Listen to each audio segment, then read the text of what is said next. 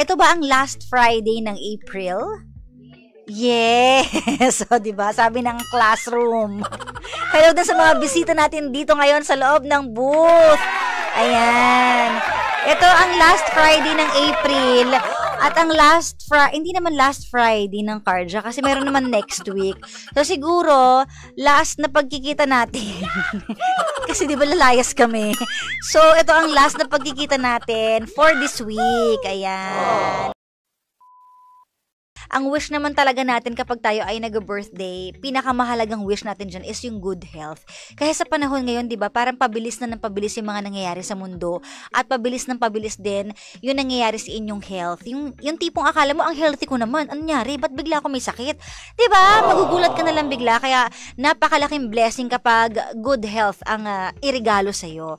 Di ba? I-treasure natin yan. Tama po. Okay, kaya lang, ito bigyan kita ng trick ha. Sa mga lalaki kasi iba ang basa namin dyan. Ano po? Secret. Sabihin mo na. Bakit ka interesado? Gusto mo para hindi ka... Wala. Ulitin ko ha. Para kay Ria, ang ginagawa niya, pinaparamdam niya kay sa boyfriend niya na gustong-gusto pa rin yan by allowing the boyfriend to just inhibit however he wants to inhibit.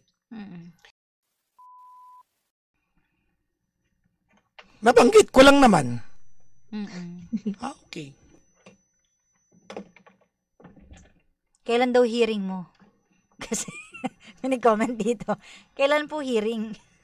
Bukas. Diba?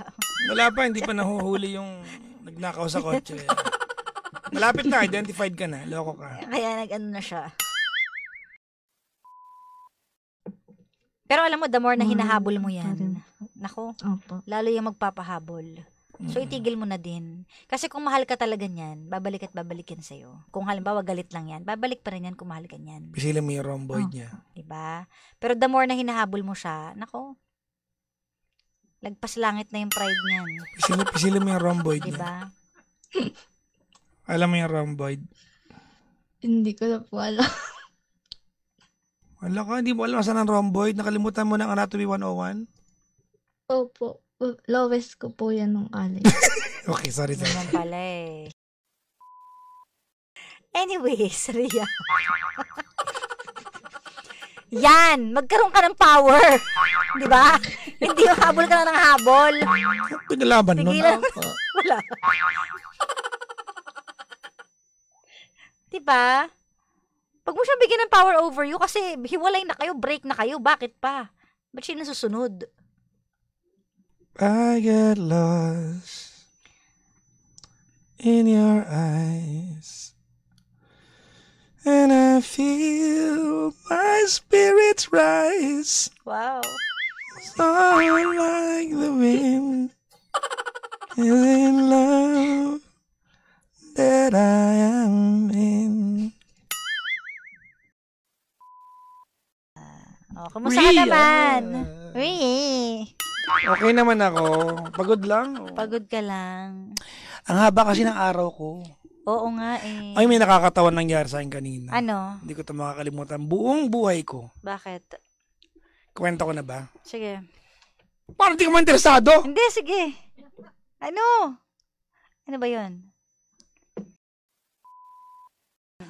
Bumaba ako ng ATM para mag-withdraw kasi wala akong pang-parking. Tapos, suot ko ang black shoes. Sa pila ng ATM. Natanggal yung swelas ng kanan. Buo ha, hindi bumuka ha. Hindi bumuka ha. Natanggal ng buo. Naka-Amerikahan na ako, Kara. Tapos? Natanggal. Ngayon, yung mga katabi kong tao na naandun, nakatingin na sila sa akin bago pa natanggal kasi nakilala yata ako. Noong natanggal, tumawa sila. So nagpaka-cool na lang ako, dinampot ko yung swelas. Wallet mo yan, yung isang brown. Oo, hawak ko, ayan. Hawak mo yung wallet tsaka yung swelas. Swelas. Okay. Okay, yan. Diba? So, kumbaga para, ano na lang, hindi na lang nakakahiya, di bit-bit ko ang swelas. Nandun ako sa tapat ng elevator. Diba? Papasok na ako elevator, Kara. Natanggal yung kaliwa! So, dalawa na. Dalawa na! Dalawa na yung swelas na hawak ko! Anong gusto mong, di ba yung mga attorney nagda-dry seal? Dry seal. Dry seal, oo. Kaya lang, hindi dry seal lang ino-offer ko ngayong gabi. Ano? Wet seal. Wet seal.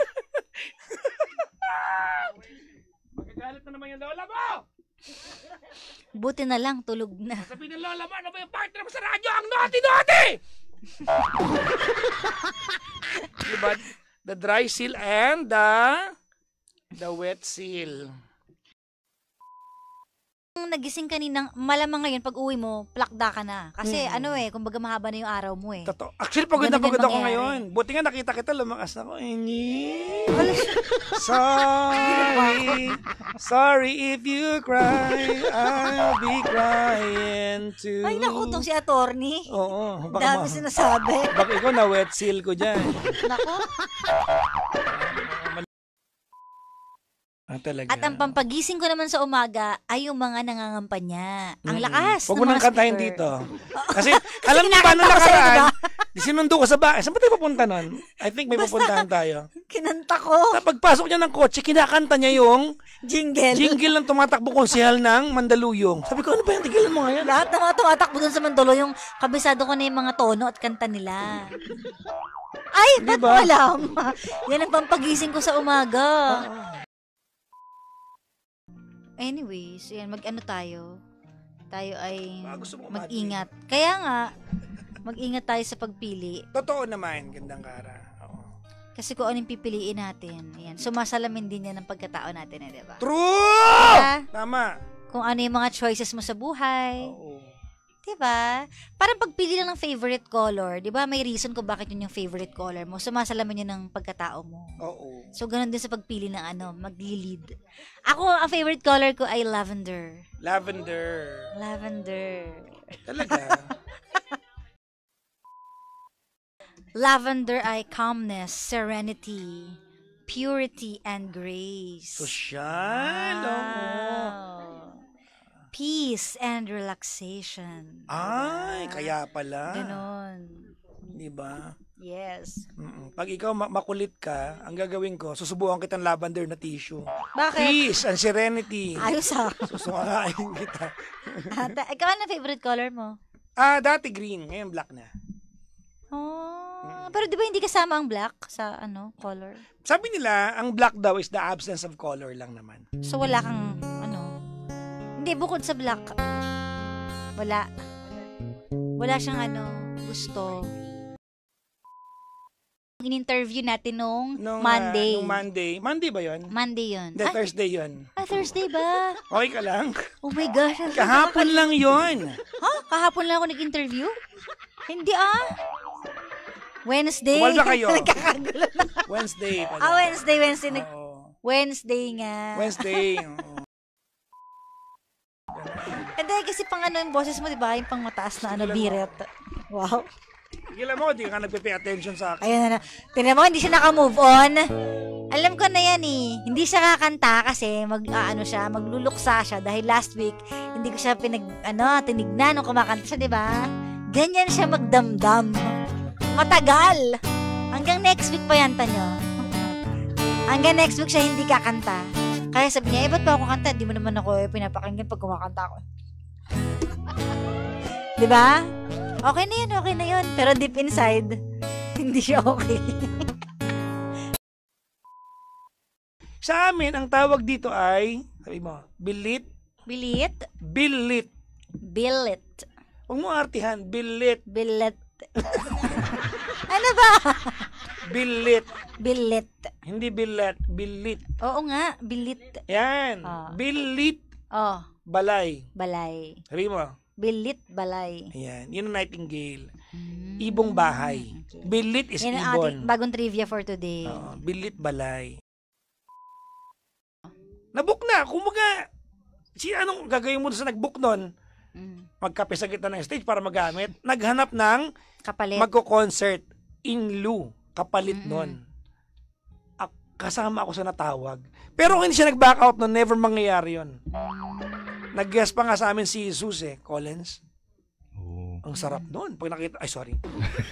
Paghalata ka. Nakita niyo na ba sumayaw siya? Parang hindi mo pa kayang ma-appreciate ang love team nun, di ba? Kaya nga. Laro lang alam ko nun. Ayan. Okay. Amit, pag narinig mo na yung word na kaya nga kay Kara, tumigil na tayo mag-usap. Bakit mo alam? Kasi pag gano'n, wala na siya may aambag sa usapan. Ayun na yung ano niya eh. Kaya.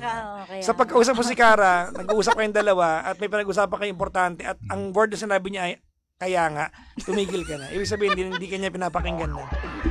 Grabe siya. Hindi wag.